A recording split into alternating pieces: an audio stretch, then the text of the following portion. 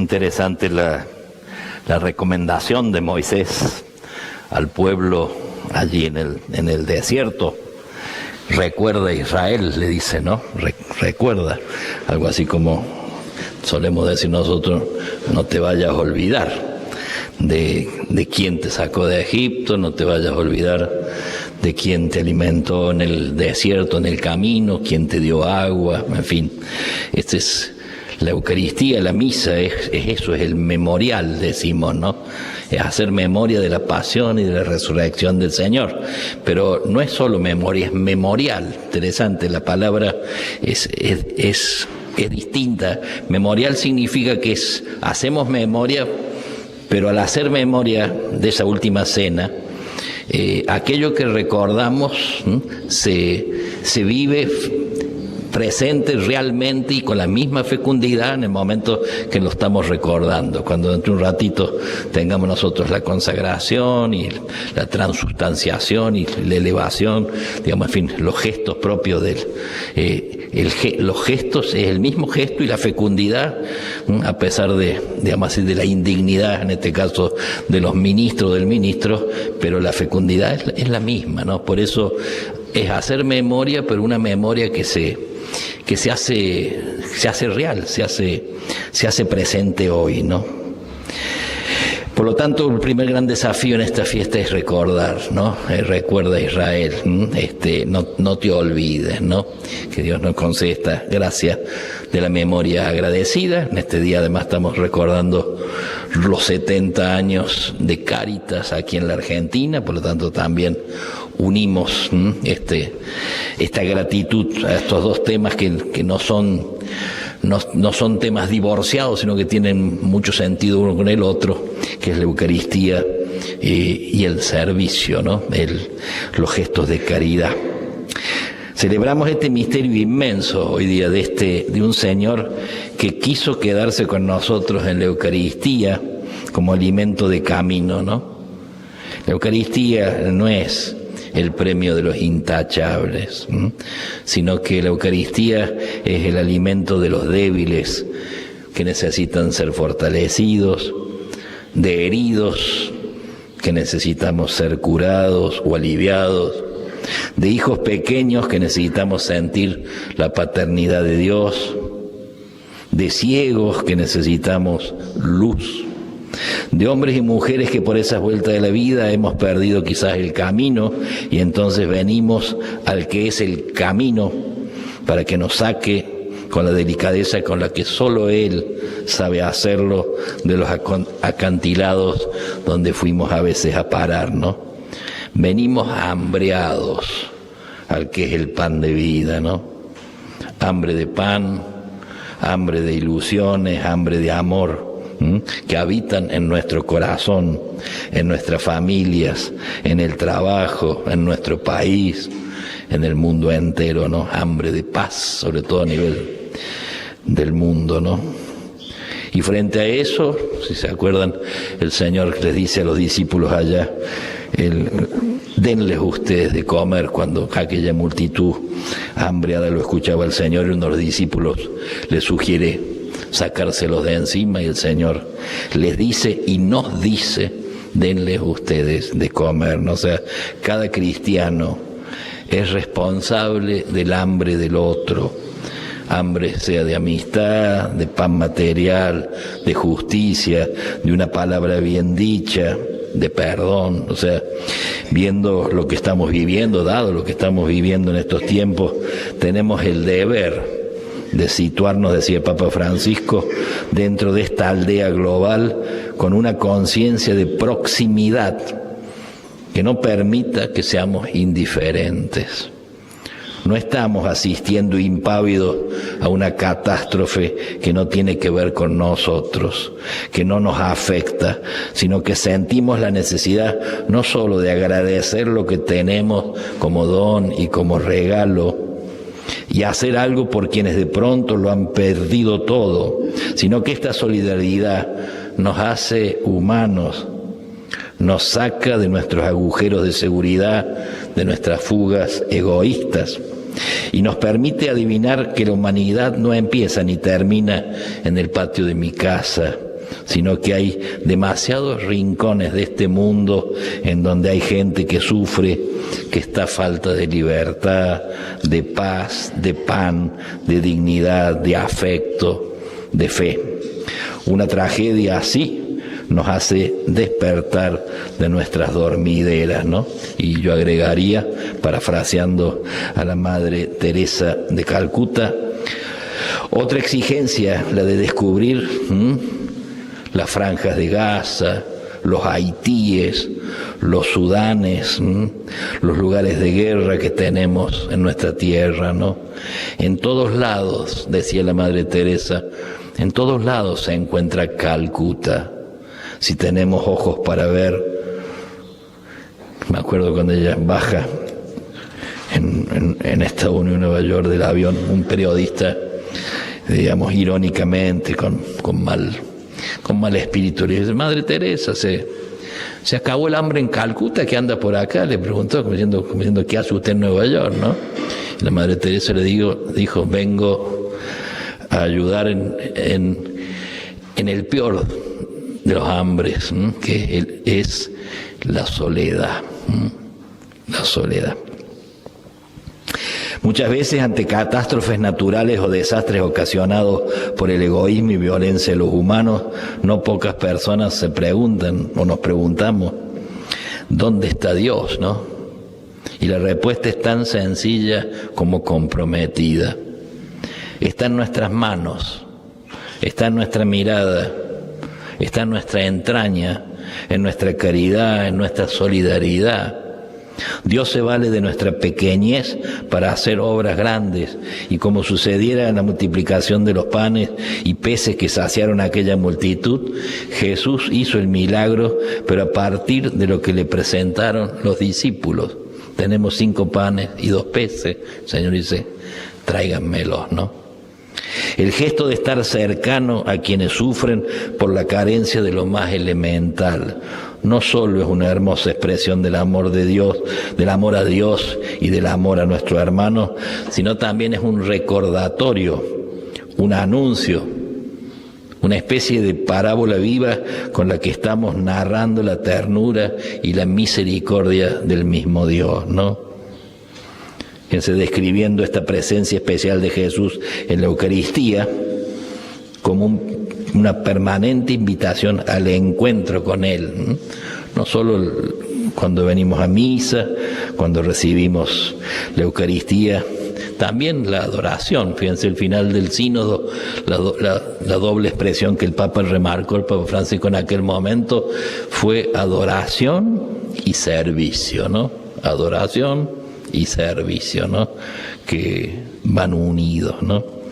Y allá por el año 2000, el episcopado argentino, con motivo del jubileo del 2000, nos decía, referido a esta adoración del Señor y esta práctica tan linda, a veces poco cuidada, a veces porque nuestras iglesias a veces están más cerradas de lo que uno desearía, otras veces porque andamos a los apurones y nos cuesta crear ese espacio, ese silencio, pero de la visita lo llamamos la visita al Santísimo. A veces lo exponemos al Santísimo, otras veces poder entrar y quedar allí frente al sagrario, allí junto, ese sagrario iluminado con la lucecita que está indicando que allí está Jesús, y quedarnos allí. En aquel momento, aquel documento bellamente decía: Él está allí. Imagínense el sagrario, ¿no? Él está allí para encontrarse con nosotros, para ofrecernos un abrazo de amistad que calme nuestras angustias y alivie nuestros cansancios. Él está allí para escuchar aquello que con nadie podemos conversar. Está allí para decirnos lo que más necesitamos escuchar. Está para alimentarnos en el camino y derramar su espíritu de vida en nuestros corazones. Esta práctica linda, ¿no? O sea, Santa Teresa de Jesús llamaba tener secretos de sagrario, decía, que es una expresión media antigua, pero que es linda, ¿no?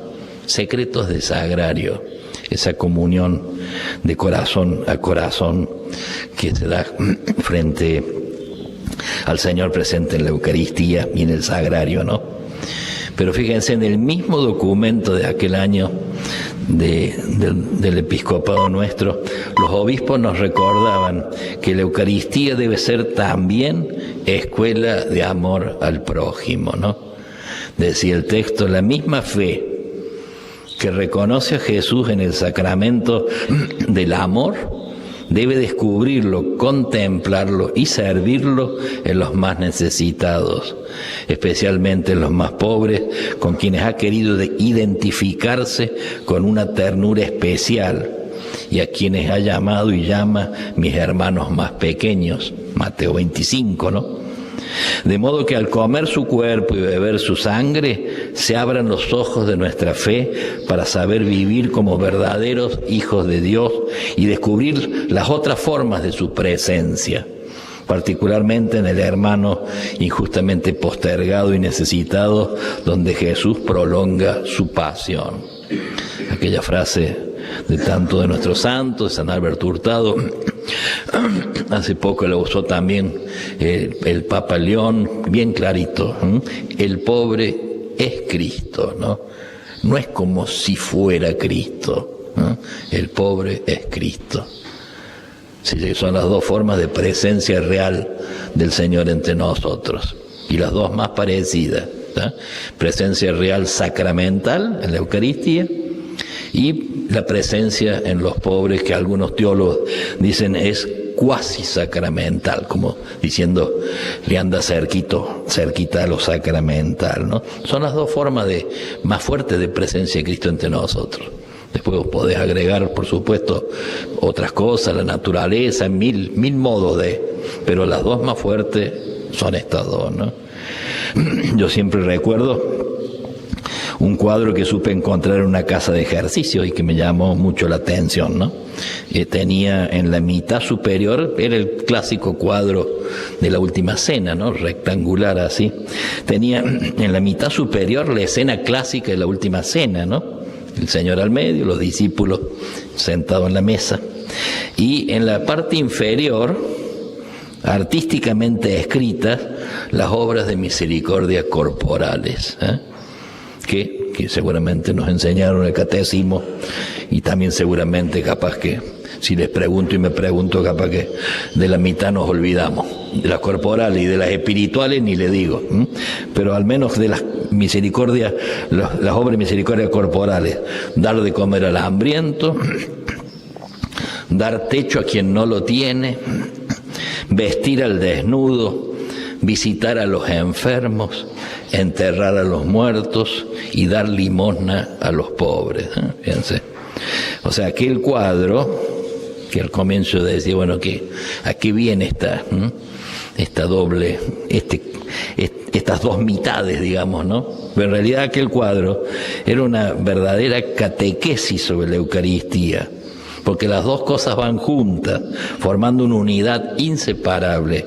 Una cosa lleva a la otra, y me recordó el evangelista Juan, que en vez de narrar la institución de la Eucaristía, subrayó el gesto del lavatorio de los pies, en el que el Señor, despojándose de su condición divina, asume su condición de siervo, ¿no? O sea, la Eucaristía, especialmente al celebrar ahora estos 70 años de Cáritas, ¿no?